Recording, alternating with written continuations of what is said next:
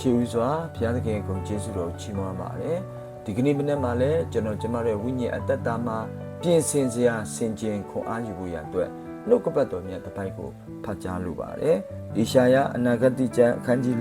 43အခန်းငယ်1ဖြစ်ပါတယ်တင်းဒီရေကိုရှောက်သွားသောအခါတင်းနှင့်အတူငါရှိ၏မြစ်တို့ကိုရှောက်သွားသောအခါမနစ်မမွန်းရ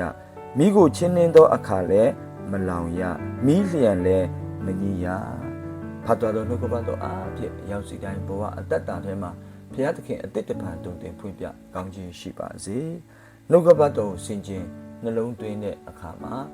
ဒီကနေ့လောကကြီးထဲမှာပူလောင်မှုတွေအန္တရာယ်တွေမှုန်တိုင်းတွေဘဝမှာအခက်အခဲအမျိုးမျိုးရင်ဆိုင်ကြုံတွေ့လာရတဲ့အခါမှာ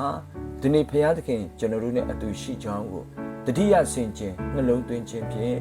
ယုံကြည်ကိုးစားသောအတ္တဖြစ်ဖို့ရအတွက်အထူးနှုတ်ဆော်ခွန်အားပေးခြင်းပါတယ်သင်နဲ့အတူ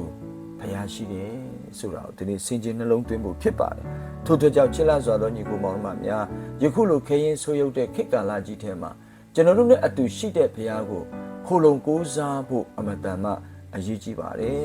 ဒါကြောင့်မလို့ဘလို့အခက်ခဲတွေဘလို့ပြဿနာတွေနဲ့ပဲရင်ဆိုင်ကြုံတွေ့နေရပါစေထိုအခက်ခဲပြဿနာတွေကိုရင်ဆိုင်ကြော်လွှားဖို့ရန်အတွက်တင်းနဲ့အတူဖျားရှိကြောင်းကိုဒီနေ့အထူးနှိုးဆော်ချင်ပါတယ်။ကျမ်းစာတော်မြတ်တစ်ပိုက်ကဘာပြောလဲဆိုတော့အကယ်၍တေမင်းဤအရေးလွှမ်းမိုးသောဂျိုက်သေးသို့ရှောက်သွားရတော့လေဘေးအန္တရာယ်ကိုမကြောက်ပါ။အကြောင်းမူကားကိုတော်သည်အကျွန်ုပ်နှင့်အတူရှိတော်မူသည်ဖြစ်၍လှန်နံတော်နှင့်တောင်ဝေးတော်သည်အကျွန်ုပ်ကိုချမ်းသာစေပါ၏။ချစ်လက်စွာသောညီကိုမောင်နှမများဒီကနေ့ကျွန်တော်တို့နဲ့အတူရှိတဲ့ဖယားဒီနေ့ဖယားအတူရှိခြင်းကြောင့်ဘလို့အခက်ခဲတွေဘလို့အန္တရာယ်တွေဘလို့မှုန်တိုင်းတွေဘလို့အသားအဆီးတွေပဲရင်ဆိုင်ကြုံတွေ့နေပါစေထိုအခက်ခဲတွေကနေတင့်ကိုဒီနေ့ဖြတ်ကျော်သွားဖို့ကြော်လွှားဖို့ရန်အတွက်ခွန်အားအစွမ်းတတ်သိနဲ့တင့်ကိုမဆမယ်ဖယားကဒီနေ့ယေရှုခရစ်တော်ဖယားဖြစ်ပါတယ်ထာဝရဖယားဖြစ်ပါတယ်ထို့အတွက်ကြောင့်ဒီနေ့ဖယားအတူရှိခြင်းကိုဒီနေ့ကျွန်တော်တို့နှလုံးသွင်းဆင်ခြင်ခြင်းအပြင်တင်ရင်ဆိုင်ကြုံတွေ့နေရတော့အမှုအရာတစ်ခုစီတိုင်းကိုသခင်နဲ့အတူဖြတ်ကျော်ဖို့သခင်ကတင့်ကိုစကားပြောနေပါတယ်သခင်ရဲ့မဆခြင်း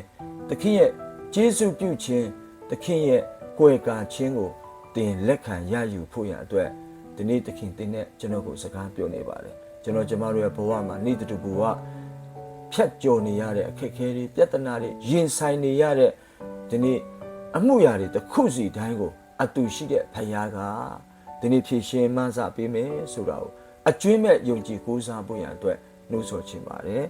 ထို့တဲ့ကြောင့်ဒီနေ့နှုတ်ကပတ်တော်မြတ်တစ်ပိုက်ကိုလည်းဖတ်ကြားလိုပါတယ်ရှင်ယောဟန်ခရစ်အခန်းကြီး16အခန်းငယ်33မှာလည်းဘာပြောလဲဆိုတော့သင်တို့သည်ငါ့ကိုအမိပြု၍ညီသက်ခြင်းရှိစေခြင်းကဤစကားကိုငါဟောပြောပြီး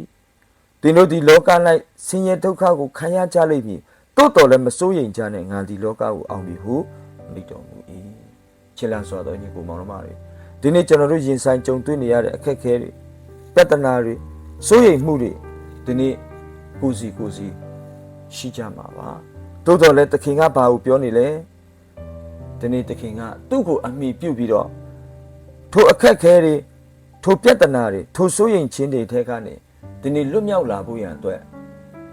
ကြော်ဖြတ်လာဖို့ရန်အတွက်သခင်ကကျွန်တော်တို့စကားပြောနေပါတယ်တို့တဲ့ကြောင့်တင်ရင်ဆိုင်ကြုံတွေ့ရတဲ့မှုန်တိုင်းတွေပြဿနာတွေအခက်ခဲရှိတဲ့များကိုဒီနေ့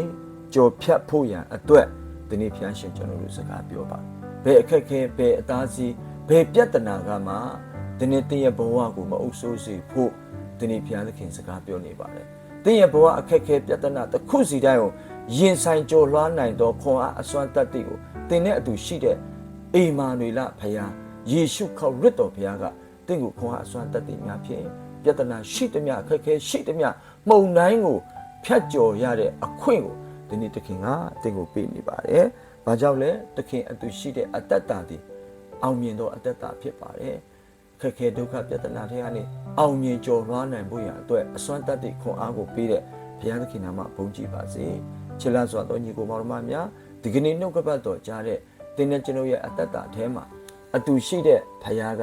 တင့်ကိုအောင်မြင်ကျော်လွှားဖို့ရအတွက်ဒီနေ့ဘုရားသခင်ခွန်အားပေးနေပါတယ်ဘယ်အခက်ခဲဘယ်အသားစီးတွေကမှတင့်ကို မသားစီပါစေနဲ့သင်ကအောင်မြင်တော်သူဖြစ်တဲ့ယေရှုခရစ်တော်ဘုရားအတူရှိတဲ့အသက်တာဒီရှိနေသောအခက်အခဲဒုက္ခပြဿနာတွေကကြော်လွှားနိုင်တဲ့ခွန်အားအစွမ်းတတ္တိကိုဒီနေ့သခင်ကတင့်ကိုပေးနေတာဖြစ်ပါတယ်သခင်နဲ့အတူရှိခြင်းဖြစ်အောင်မြင်ကြော်လွှားနိုင်သောအရောက်စီတိုင်းဖြစ်စေပါမည်ကြောင်းနှုတ်ကပတ်တော်အားဖြင့်အထူးခွန်အားပေးနှိုးဆော်ခြင်းပါတယ်ဒီကနေ့သင်ရင်ဆိုင်နေရတဲ့အခက်အခဲဒုက္ခပြဿနာများကနေကြော်လွှားဖို့ရန်အတွက်ဒီနေ့ကျွန်တော်နဲ့အတူထိုသခင်ထံမှာခဏလောက်တိုးဝင်ပြီးမှဆုတောင်းပတနာပြုဖို့ရန်အတွက်ဖိတ်ခေါ်ပါတယ်အဖထာမြတ်စွာသောဘုရားကိုတော်ယေရှုတင်တယ်နာမတော်ချီးမွမ်းပါတယ်ဒီကနေ့မနေ့မှလည်းကိုရရှင်နှုတ်ကပတ်တော်အားဖြင့်သားသမီးတို့ခွန်အားပေးဝိညာဉ်တဲ့အတွက်ယေရှုတော်ချီးမွမ်းပါတယ်အဖ